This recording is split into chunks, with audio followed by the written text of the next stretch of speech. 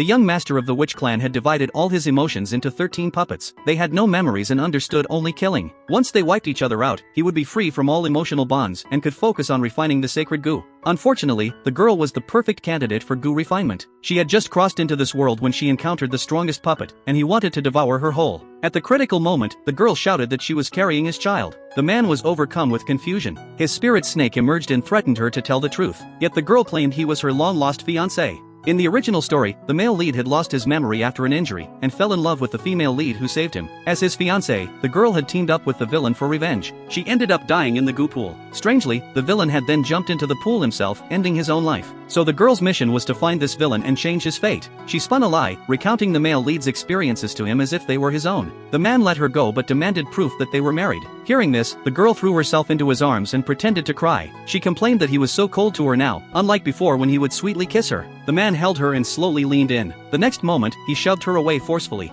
He declared he didn't believe her, then fled in a hurry. The girl knew he was just shy, but after a long time, he still hadn't come back. She remembered that the puppets went to the mountain stream every day to fight for food. At that moment, the man returned with a pile of food, then passed out in her arms. Only then did the girl notice the severe wound on his chest. She quickly followed his spirit snake to gather herbs. On the way, her hand was bitten by a frost insect, yet she focused on getting the herbs to him. However, his mouth remained tightly shut. She had to apply more force, and the man's jaw dislocated. He jolted awake in pain and glared at her resentfully, then forcibly resetted his jaw. After taking the herbs, his wand finally stopped bleeding. Suddenly, a strong chill overwhelmed the girl. She instinctively moved closer to him for warmth. The man couldn't push her away, and they both fell to the ground. When the girl woke up, she found herself still holding the man. She immediately sat up, then noticed it was still night outside. The girl realized she could never finish her mission if she stayed in the cave forever, so she asked the man if he wanted to leave.